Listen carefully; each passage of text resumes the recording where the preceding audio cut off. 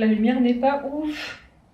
C'est horrible parce que la lumière qui vient comme ça, bah ça flattonne tout. Enfin, tout est genre plat, il n'y a pas de contraste. Bon après, ok, c'est pas ouf non plus hein, de base, mais la lumière ne m'aide pas. Ouais. C'est décevant, hein, clairement. Bon, peut-être qu'avec celle-ci, c'est mieux. Non. Clairement pas. Clairement pas. Vous pouvez voir aussi que je suis toujours grasse, hein, un petit loukoum, mais on commence à voir quelques semblants de muscles, donc je m'en contente. Mais on n'est pas là pour regarder mes énormes biceps et mes énormes triceps et mes énormes épaules. On est là pour parler de ma mini-cut, donc allons directement au point, hein, on va pas trop s'éparpiller. Parlons de la mini-cut et surtout des résultats de la mini-cut que j'ai fini il y a pas si longtemps que ça. J'ai commencé ma mini-cut le 1er janvier, alors c'était pas du tout une bonne résolution, c'est juste que je n'étais pas chez moi pendant les fêtes et en plus bah déjà c'est dur de commencer une sèche ou une mini-cut pendant les fêtes parce qu'on mange beaucoup, puis voilà, le fait de pas être chez moi, je peux pas faire tout ce que je voulais, donc j'ai attendu d'être de retour chez moi pour commencer ma mini-cut et je suis rentrée le 31, du coup je l'ai commencé le 1er janvier et je l'ai commencé à 2500 kcal. Ça c'était pour la semaine 1 et ensuite j'ai diminué de 100 kcal chaque semaine. Donc du coup j'ai commencé semaine 1 à 2500 et j'ai fini à la semaine 6 à 2000 kcal. Du coup je vais me munir de mon téléphone pour regarder les données parce que je les ai pas évidemment en tête à la perfection, hein, clairement je ne me rappelle pas du tout. Donc c'est mieux si je vous donne un peu de data au niveau de mon poids, des mensurations. Je vais évidemment vous mettre aussi les photos avant, après, donc de face, de côté et de dos. Comme ça vous pouvez voir que bah, clairement j'ai perdu du gras et c'est visible, mais je vais vous donner en plus le poids du coup de début et de fin et les mensurations, etc. Donc pour mon poids, évidemment là on va parler du poids moyen, c'est-à-dire que je me pèse tous les jours et je fais la moyenne de mes poids sur la semaine. Donc en fait je vais vous parler tout simplement de mon poids moyen parce que c'est ce qui est le plus représentatif. Forcément il y a des grosses variations d'un jour à l'autre, mais du coup avoir le poids moyen, ça permet vraiment d'avoir une vue d'ensemble sur la semaine. Donc c'est je trouve la valeur qui est la plus intéressante. Donc première semaine quand j'ai commencé, que j'étais à 2500 kcal par jour, j'avais un poids moyen à 71,2 kg. Donc j'avais déjà perdu un tout petit peu au niveau de la rétention d'eau parce que du coup mon poids le plus haut en fait pendant cette semaine-là c'était 72,3, mais du coup la moyenne est à 71,2 parce que j'ai perdu du poids au cours de la semaine. Du coup mes mensurations de début, 97 cm, tour de poitrine. Creux de taille 84 cm, hanche 94, fessier 100 cm, cuisse 65, mollet 37 et biceps 32,5 cm. Donc ça c'était mes mensurations, c'est vraiment la première semaine d'où j'ai un peu commencé. Donc du coup j'ai fini ensuite ma 6e semaine à 2000 kcal avec un poids moyen de 68,4 kg, donc j'ai perdu 2,8 kg. Donc je suis très contente parce que clairement je pense que c'est principalement du gras et un peu de rétention d'eau. Donc franchement 2,8 kg c'est top. Surtout que vraiment visiblement ça se voit, c'est ce qui importe finalement parce que le poids en soi c'est pas forcément pertinent. Enfin par exemple quand on monte sur scène, lorsqu'on fait une compétition, ils nous demandent pas quel poids on fait, c'est clairement juste le visuel en fait, on est jugé sur le visuel donc c'est ça qui importe le plus et bah là j'ai beaucoup perdu au niveau du gras, enfin je le sens au niveau du toucher, au niveau du visuel comme vous avez vu sur les photos et bah du coup c'est ça qui est le plus important et clairement cette mini-cut a été très très efficace, c'est exactement ce que je voulais et ça me met sur une meilleure base pour commencer ma sèche par la suite. Du coup au niveau des mensurations, j'ai perdu 6 cm de creux de taille, donc c'est quand même beaucoup, 5 cm au niveau des hanches, j'ai perdu aussi 1 cm au niveau des fessiers et 2 cm au niveau des cuisses. Pour les mollets, biceps et poitrine, c'est resté pareil, mais du coup pour ces autres mesures, ça a pas mal diminué. Donc du coup, ça corrélé aux photos, bah clairement on peut se dire que j'ai perdu quand même pas mal de gras et bah c'est cool parce que c'est ce que je voulais. Au niveau de l'entraînement, je m'entraîne de la même manière. Que je sois en sèche, en maintien, en prise de masse, peu importe, je garde le même type d'entraînement parce que l'entraînement qui vise à l'hypertrophie, un entraînement efficace, un entraînement bien pensé, un entraînement intense, c'est ce qui nous permet de conserver notre masse musculaire lorsqu'on fait une sèche, c'est ce qui nous permet de maintenir notre masse musculaire lorsqu'on se maintient, voire même peut-être prendre un petit peu de muscle, ça dépend un peu de votre maintenance et de vos méthodes, bref.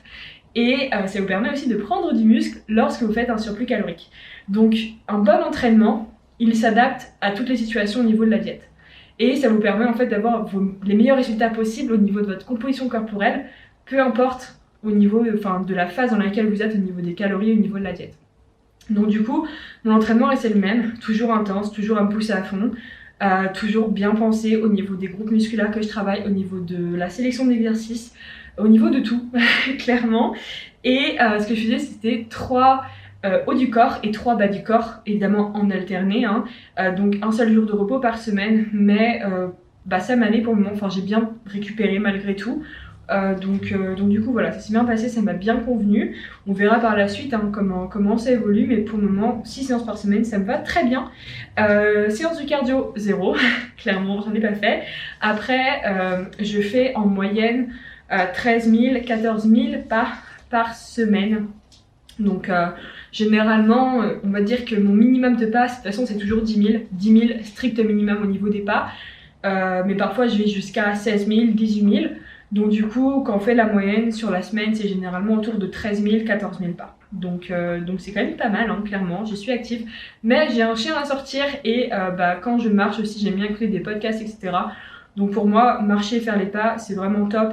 Et c'est, on va dire, une forme de cardio, d'activité qui est facile, qui ne demande pas beaucoup de récupération et qui permet aussi de pas mal perdre de poids parce qu'on dépense un peu plus d'énergie. Donc ça... Pour les pas et au niveau du sommeil, très important, surtout pour tout ce qui est composition corporelle, c'est hyper important le sommeil. Je suis à 8 heures de moyenne par nuit, donc c'est très bien. J'ai besoin de plus, en règle générale, j'ai besoin, quand je mets pas d'alarme, etc., généralement je dors 9-10 heures par nuit, on va dire 9 heures, 9h30 par nuit plutôt. Le plus souvent c'est autour de ces valeurs-là. Sauf que bon là j'avais cours, j'avais des examens, j'avais envie d'optimiser un petit peu mon temps et d'avoir un peu plus de temps dans la journée. Donc je me mets en fait comme minimum à 7 heures par nuit.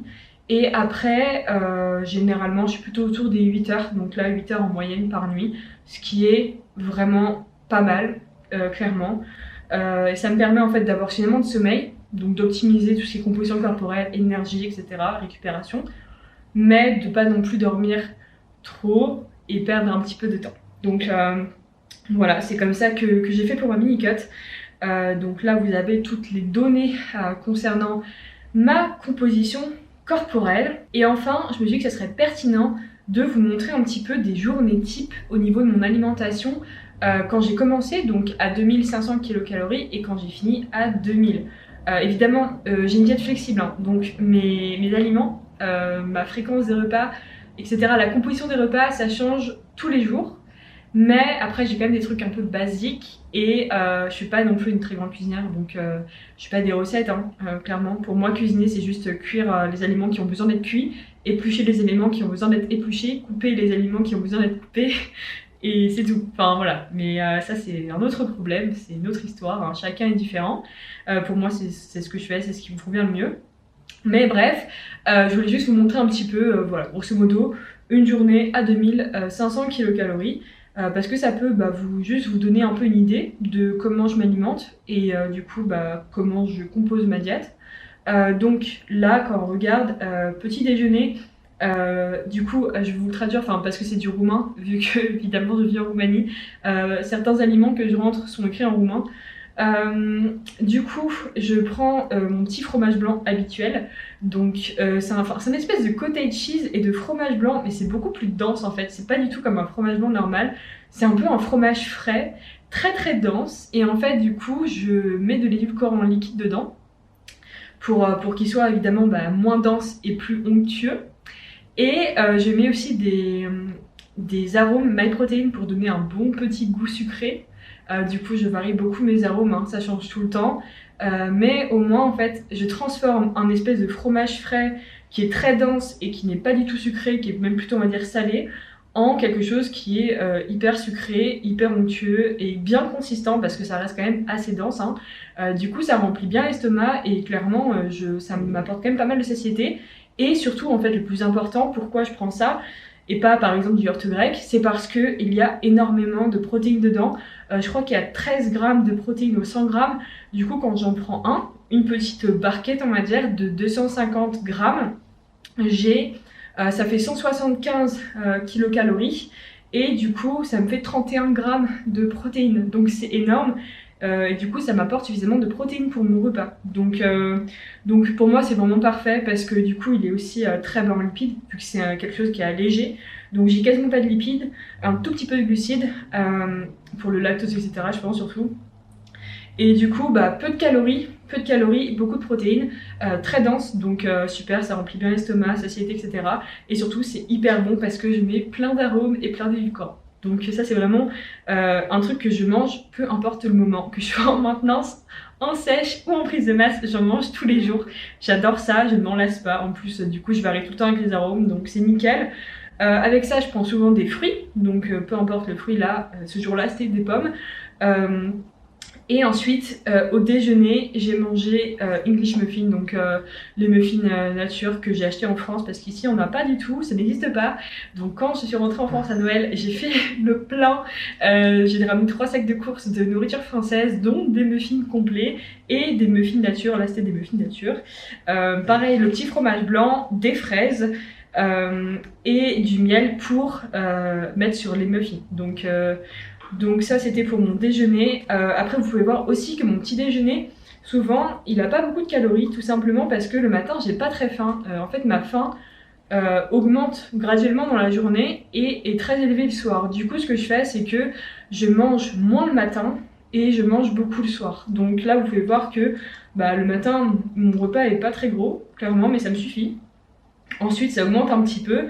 Et le soir, c'est patates douces, tomates, viande de porc, mais donc il y a un petit peu de gras dedans, c'est ça qui est cool aussi. Ça apporte un petit peu de lipides et c'est haché et c'est hyper bon. J'adore ça avec concombre. Donc voilà, c'est vraiment une journée type. Chaque repas comporte suffisamment de protéines et très consistant parce qu'il y a quand même pas mal de volume alimentaire, ce dont j'ai besoin car j'ai un estomac qui est absolument énorme. Donc ça c'est pour une journée à 2500 kilocalories. Ensuite, dernière journée type du coup à 2000 kilocalories. Donc là, dans mon exemple, c'était le mercredi. J'ai mangé au petit déjeuner, pareil, le petit fromage blanc habituel. Mais que ça, parce qu'en fait, ça c'est quand je m'entraîne juste après. Donc généralement je me lève assez tôt, j'ai pas faim, donc je mange juste ce petit fromage blanc là pour avoir suffisamment de protéines pour mon entraînement, etc. et éviter trop de catabolisme. Donc c'est tout, je mange pas plus, c'est juste pour avoir un apport de protéines. Donc certaines personnes prendraient un shaker, moi je mange mon petit fromage blanc parce que déjà c'est largement meilleur et deux, ça m'apporte plus de satiété. Donc voilà pour ça. Ensuite, mon déjeuner, en fait c'est mon vrai petit déjeuner. C'est quand je rentre de la salle. Du coup, dès que j'arrive chez moi, je mange pareil le petit fromage blanc habituel avec des fruits. Donc là, c'était des bouts d'ananas, des cubes d'ananas qui ont été congelés. Donc je les décongèle et je mange ça comme ça. Donc c'est hyper bon l'ananas, il n'y a pas trop de calories dedans. J'adore ça. Donc ça, c'était pour mon vrai petit déjeuner, alias du coup déjeuner, parce que j'avais déjà mangé un petit branza avant d'aller m'entraîner. Et ensuite, j'ai mangé un petit snack, donc c'était juste des carottes et pareil de l'ananas, donc décongelé. Et le soir, j'ai mangé tomates, haricots verts, du riz basmati avec du fromage. Donc c'est un espèce de Télémia de Capra, c'est un fromage roumain. Et en fait, c'est comme une sorte de feta avec du lait de chèvre. Donc ça a un goût de chèvre, clairement, mais assez fort comme de la feta. Mais c'est hyper bon, c'est excellent. Et ça mélangé avec du riz, c'est un délice, j'adore. Donc du coup voilà, riz mélangé avec du télémia de capra. Donc comme j'ai dit, haricots verts, tomates, concombre et du poulet. Voilà, donc du coup ça c'est la journée type à 2000 kilocalories. Voilà, du coup je pense que vous avez eu toutes les infos nécessaires pour ma mini cut que j'ai fini du coup mi-février. Je m'éparpille complètement. Mi-février, là du coup je suis actuellement en maintenance dans ma deuxième semaine de maintenance, donc il me reste encore une semaine à 3000 calories. Je vais profiter d'avoir les calories qui sont relativement hautes avant de me lancer dans ma longue sèche de compétition. Donc voilà, mais en tout cas ce fut une mini cut hyper efficace qui s'est très bien passée. Vraiment j'en suis très contente.